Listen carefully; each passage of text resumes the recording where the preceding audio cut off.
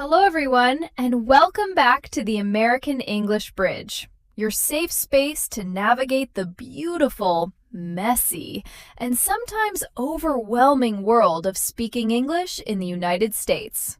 I am your co-host, Sarah, and I'm here with my wonderful friend and co-host, Leo. Today, we are tackling a monster. A monster that lives in almost every office building in America. It makes your palms sweat, your heart race, and suddenly you forget every English word you've ever learned. Yes, we're talking about fast-paced, loud American work meetings. Thank you, Sarah. And yes, monster is exactly the right word.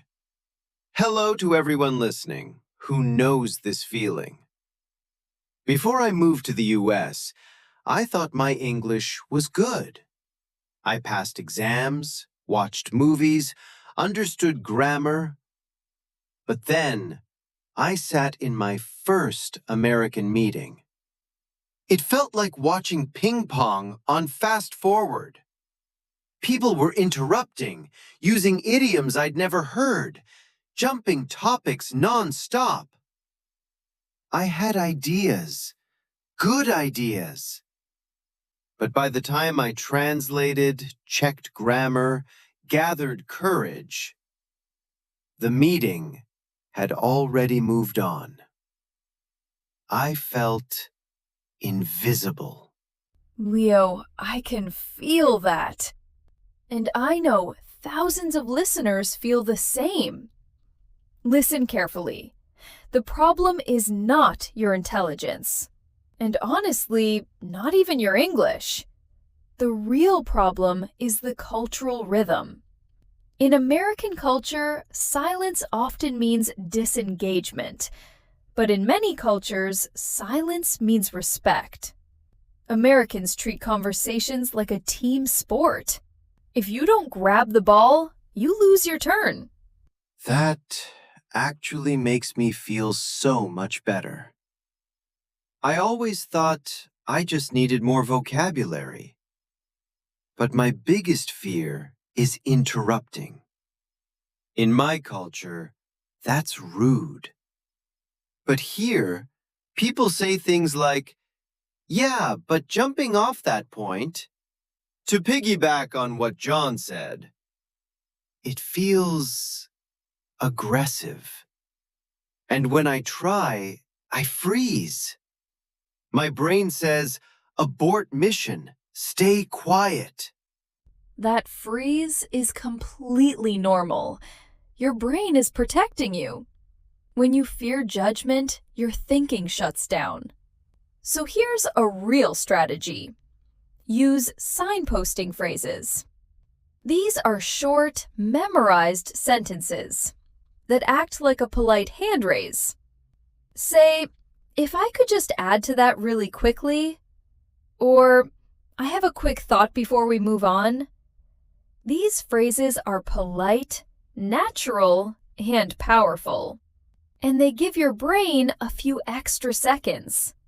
Wow, I love that.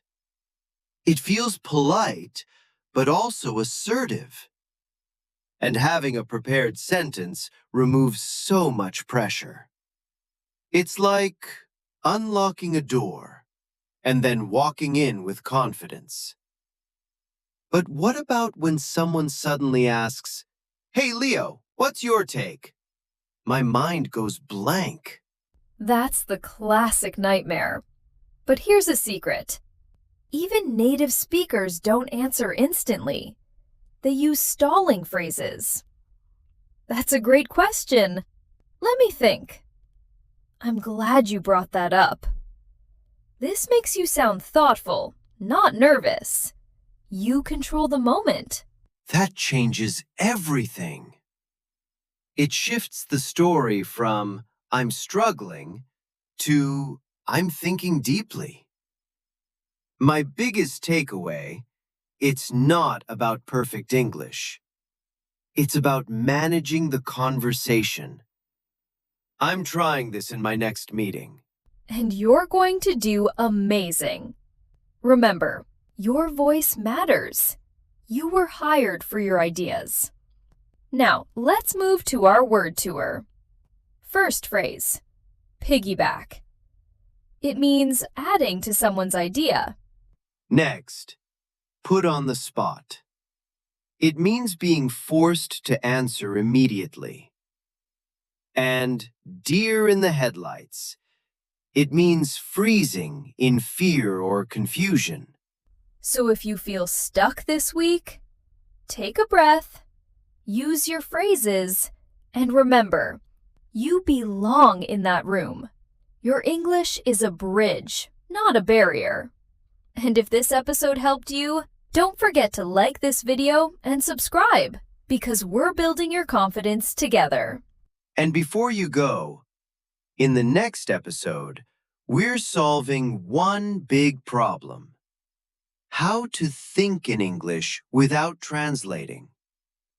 Imagine speaking smoothly, without pauses, without fear.